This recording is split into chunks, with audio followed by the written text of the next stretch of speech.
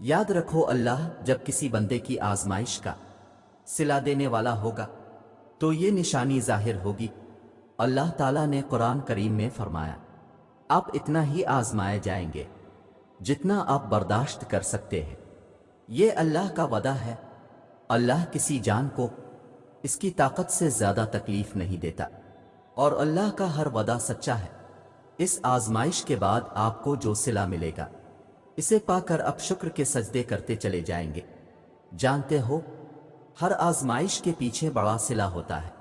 एक वक्त आएगा कि अल्लाह तुम्हारे तमाम सवालिया निशानों के आगे तकमील का नुक्ता लगा देगा। वो बस कुन कहेगा और हर चीज फी कौन की तशरी बन जाएगी और तुम पर बहार जरूर लाएगा, अगरचे तुम्हारी खिजा तवील हो।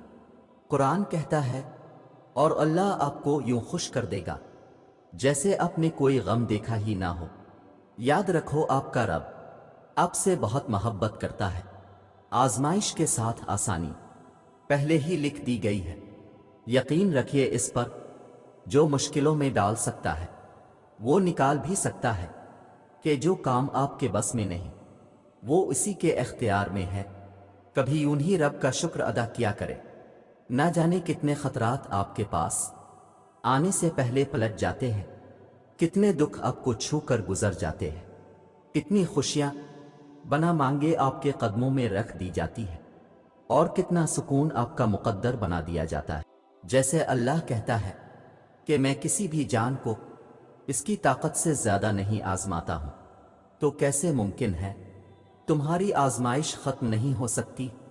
अगर एक आजमाइश के बाद दूसरी आजमाइश आ रही है तो जान लो अल्लाह तुम्हें मजीद अपने करीब करना चाहता है, तुम्हें अपनी मोहब्बत से नवाजना चाहता है।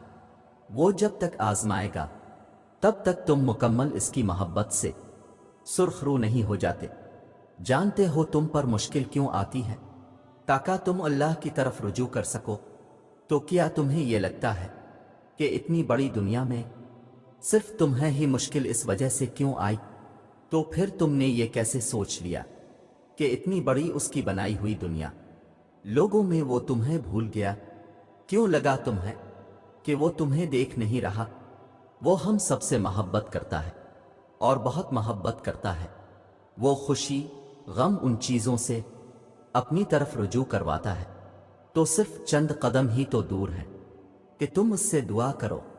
अगर लगे कि कोई जवाब नहीं मिला तो फिर उसकी तरफ रुजू करो। अगर सब्र करना होगा तो तुम्हें सब्र आने लगेगा, क्योंकि अल्लाह तुम्हारी साथ है। तुमने इसको पुकारा है। कुरान कहता है, बेशक अल्लाह ही तुम्हारा मददगार है और वही सबसे बेहतरीन मददगार है। जानते हो वो कौन सी निशानी है जिसकी तुम तलाश में हो? तो सुनो, अगर तुम्हारी आजमाइश सख्त से सख्त होने लगे तो समझ लो कि अनकरीब अल्लाह तुम्हें तुम्हारी आजमाइश का सिला देने वाला है। जानते हो, जब हम अल्लाह से किसी बहुत बड़ी शय की ख्वाहिश कर बैठते हैं फिर अल्लाह हमारा सब्र आजमाता है, हमारे यकीन का इम्तिहान लेता है। वो सब्र के जरिए हमें इस शय के काबिल बनाता है कि जो हमने इससे मांगी हो। सब्र से बंदा निखरता है, संवरता है, उसका किरदार मजबूती का दामन थामता है और बंदा जितना भी सब्र करता है इस सब्र का अजर इतना ही दुगना होता चला जाता है। जानते हो, दुआ इन तरीकों से आपकी मदद करती है जो आप अपने वहम व गुमान में भी नहीं सोच सकते।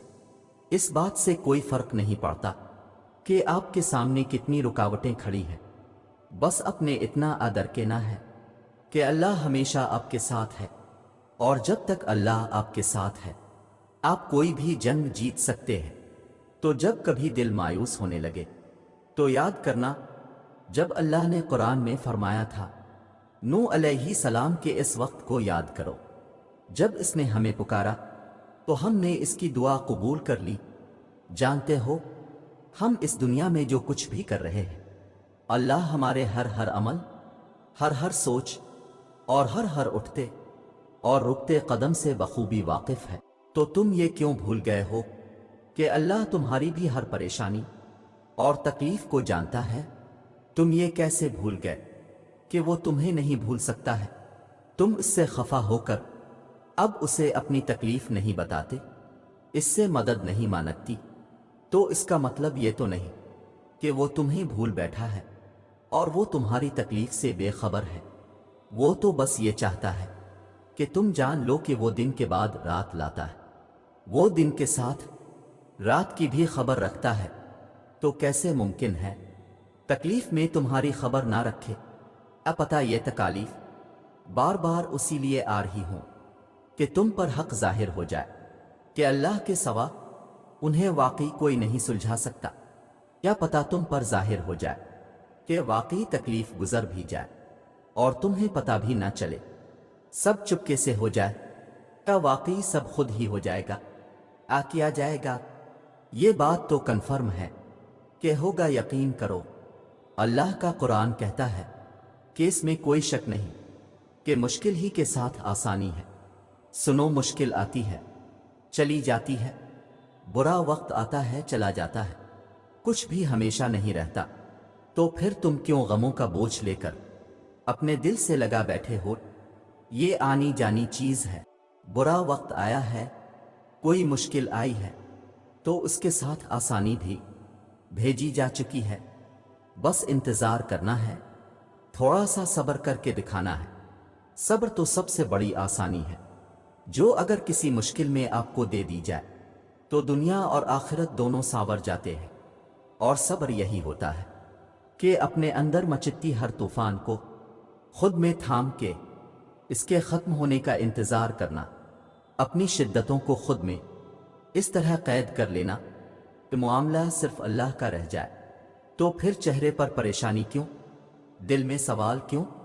کیوں یقین ڈگمگا رہا ہے؟ دل کو بتو جو اللہ یوسف کو مصر کا شہنشاہ بنا سکتا ہے، یونس کو پچھلی میں آیت کریمہ پڑھوا سکتا ہے، موسیٰ کی مدد کے لیے سمندر کو 2 حصوں میں کر سکتا ہے، وہ تمہاری پریشانی کو خوشیوں میں تبدیل کرنے میں بھی قدرت رکھتا ہے۔ ذری ذری کی خبر رکھنے والا تمہیں اکیلا کر کے نہیں چھوڑے گا۔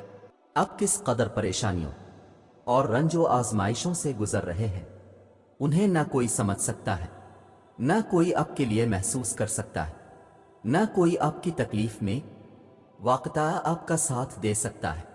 یہ دنیا انسانوں سے بھری ہے، یہاں سب اپنے اپنے مسائل میں گھرے ہوئے ہیں، نہ آپ ان کی تکلیف سمجھ سکتے ہیں، نہ وہ آپ کی علم آنے ہیں، تکالیف آنی ہیں، لیکن ان کا مقصد واقعہ تب پورا ہوگا جب آپ اپنی توجہ اللہ کی طرف مرکوز کر کے اسی کو اپنا مسیحا سمجھیں گے، اسی سے فریاد کریں گے، اسی سے مدد کی امید رکھیں گے۔